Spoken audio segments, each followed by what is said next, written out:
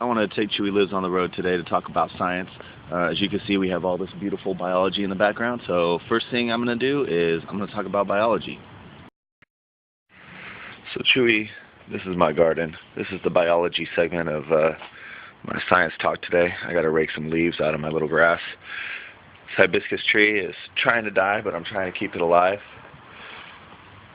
This hibiscus tree is growing like crazy. And right here, this is where I planted my stone fruits. So it's pretty intense too. This peach tree is growing like crazy. I kind of come over here to the side so that you can see it a little bit better. But this thing is going nuts. Ate a peach. I planted the seed, and that's what I got. And this is a nectarine. This one is kind of going nuts here too. Sorry if it's blurry. This thing autofocus isn't working right. I planted a pluote there, but it's not growing right. And this is my little rose bush. It looked good when I bought it, sort of, but I got it for a discount, so that's all that matters. And this little new growth here. And this hibiscus is trying to die, but I'm trying to keep this one alive, because Chewy lives, and that's all that matters. So Chewy, that's my garden. If you want to call it a garden, just a couple of plants that I've potted and planted and grown and tried to maintain here and there. Some of them were pretty before, some of them weren't. So the next thing I want to talk about is physics. A couple of things. The first thing is, news is a couple months old, but two, I think it's really cool. It turns out that scientists have discovered the production of antimatter in our atmosphere, and so I made a little. I'm up in the bar on the production value of ChewyLives. I made a little animation to demonstrate the production of antimatter in our atmosphere. Roll the clip. So this is our friend antimatter, and scientists believe that when there's lightning, the creation of the lightning actually has such high energy that it creates antimatter. And so the antimatter, our little friend antimatter, he goes whizzing off through the atmosphere, and eventually he comes across some free electron floating through space. And when it bumps into the free electron, they annihilate one another, and it actually emits gamma rays. So there's a telescope floating around the planet, like a satellite telescope, that actually detects gamma rays. So when scientists have realized that there were these gamma rays coming from the Earth, they were watching and seeing where they were coming from, and they were actually being created where there were thunderstorms. So when they saw that these gamma rays being created where there were thunderstorms, they put two and two together and realized that the thunderstorms were actually creating antimatter. True, so that's the production of antimatter in our atmosphere, and it kind of works like that. It's pretty cool. They've used a Super Hadron Collider in Sweden or Switzerland, one of those two S countries in Europe, to create antimatter in a controlled environment. And they have this, the satellite out in space actually can detect gamma rays, which is really cool. So now the other thing I want to talk about, apparently when I did some research, I found out this information is about, 50 years old already, and there are scientists that, discount it, and there are some scientists that actually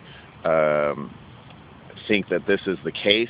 We've been talking about tectonic plates and the movement of tectonic plates, and, how they are sliding underneath one another, but the idea of what's going on with this, they call it Earth expansion, I think is really cool. So I made another little clip that I'm gonna roll for you. The production value on this one's not as great, because by the time I got to drawing the pictures for this one, I was tired. So I got it done really quick, and it's only like 3 frames long. But enjoy. Roll the clip. So there's this theory called Earth expansion theory, that instead of there being a supercontinent called Pangea at so many, 100 million years ago or so, that all of the Earth was smaller, and all of the continents were actually touching on all sides, including across the Pacific. And they say that there's evidence to show that this is the case. And when you see in this diagram that you have Australia and Asia and Antarctica all along the southern side and western side of North America, and so they believe that the Earth is actually spreading rather than having the tectonic plates sliding under one another. And it's actually really fascinating. There's a link below for that video to watch. So they believe that the Earth is the size that it is now, and 150 million years ago was about 50% the size because there were no oceans and all the continents were connected on both sides. And there showed that there's evidence based on tree types in northern Asia and North America, and marsupials and all this stuff. But the continents actually fit together on the Pacific coasts. That's the Earth expansion theory. I like the idea because I think it's ever since I was a kid, I used to wonder what happened, along what you call the Ring of Fire. Too, I know Johnny Cash is coming to mind too, but the Ring of Fire in the Pacific Ocean, like all the way from Japan down to Australia, there's like this whole area of volcanoes, undersea volcanoes, that are just constantly spewing forth lava and magma. And once it hits the water, it hardens.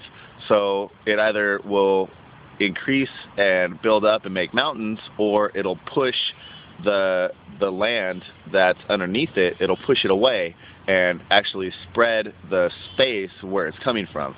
So ever since I was a little kid, and I heard about tectonic plates, and I learned about all that stuff, and I learned about the Ring of Fire and the production of this magma and lava and what would happen underneath the sea, I always wondered, if that stuff is hardening and growing, the Earth would have to be getting bigger. And it's really cool because I came across this video. Chewy, the link is in the bottom bar, my underpants, or the doobly-doo, as Wheezy Waiter likes to call it, too. But I put a link for the 2 videos that I got this information from, not counting any other research that I did. But it's really cool to me to think that the Earth started smaller and is actually getting bigger. The question is, where did all the water come from? I don't know. I think it may have just been in the atmosphere in gaseous form because 70 million, 150 million years ago, the Earth was a lot hotter. And one of the questions that arose during this whole expansion theory is, what happened to all of the matter? Where is this increase in matter coming from? Where's this increase in mass coming from?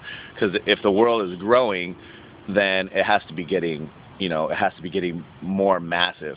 And I don't know if the matter was more dense 150 million years ago when it was like a smaller ball, or if there's some theory about just like spontaneous matter generation, which sounds ridiculous to me. But I don't know. It kind of goes along with the creation of antimatter. And when antimatter collides with an electron, they annihilate one another. They actually are negating one another. I don't know. It gets a lot more complicated than what I can explain here in a couple of minutes. So, other than that, I look forward to your next video, and I'll see you later. Peace out.